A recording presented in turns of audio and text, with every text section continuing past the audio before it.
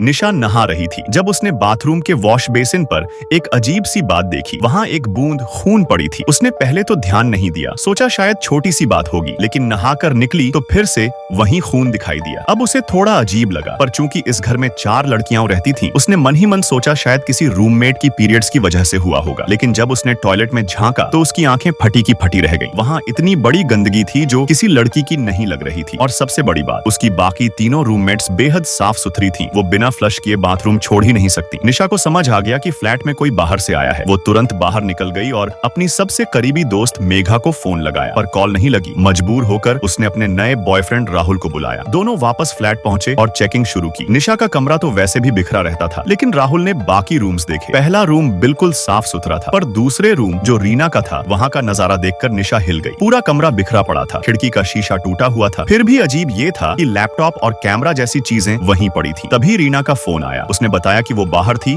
और तुरंत घर लौट रही है। तीसरा रूम मेघा का था और उसका दरवाजा अंदर से लॉक था। राहुल ने कहा शायद वो बाहर कहीं रुक गई होगी, लेकिन फोन अब भी बंद आ रहा था। निशा ने राहुल को दरवाजा तोड़ने को कहा, मगर दरवाजा बेहद मजबूत था। इसी बीच निशा ने बाथरूम चेक किया तो देखा कि पहले जो गंदगी थी अब गायब हो चुकी है। यानी जब वो बाहर गई थी, कोई अंदर आया और फ्लश कर गया। अब तो उसका कलेजा कांप गया। धीरे धीरे बाकी रूममेट्स भी वापस आ गईं। दरवाजा तोड़कर देखा गया तो अंदर मेघा की लाश पड़ी थी। पुलिस को बुलाया गया और पूरा फ्लैट सील कर दिया गया। रीना रो रो कर बेहाल थी, पर निशा बेहद शांत लग रही थी। यहाँ तक कि मौके पर अपने बॉयफ्रेंड को किस तक कर लिया। ये सब कैमरों में कैद हो गया और पुलिस का शक तुरंत उसी पर गया। थाने में पूछताछ शुरू हुई। निशा का हिंदी और इटालियन कमजोर था, तो उससे बातचीत में टाइम लगा। जब पूछा गया कि खून देखने के बाद भी उसने शॉवर क्यों लिया, तो उसका जवाब था कि उसे लगा शायद रूममेट्स को पीरियड्स हैं, लेकिन टॉयलेट देखकर उसे शक हुआ। पुलिस को ये बात खटकी, क्योंकि उसने कहा कि गंदगी फ्लश हो चुकी थी, जबकि असलियत में पुलिस को वो वहीं पड़ी मिली। जांच में पता चला कि निशा अक्सर बॉयज को घर लाती थी, जिससे मेघा को असुरक्षित महसूस होता था। धीरे धीरे पुलिस को लगा कि शायद ये मर्डर किसी आउटसाइडर ने नहीं, बल्कि घर के अंदर वाले ने किया है। जांच और डीएनए रिपोर्ट में कई बार नए नाम सामने आए, किसी ब्लैक स्टूडेंट का, किसी लोकल का। पुलिस बार बार दिशा बदलती रही, लेकिन एक बात साफ थी, निशा और उसके बॉयफ्रेंड पर पुलिस का शक लगातार गहराता जा रहा था।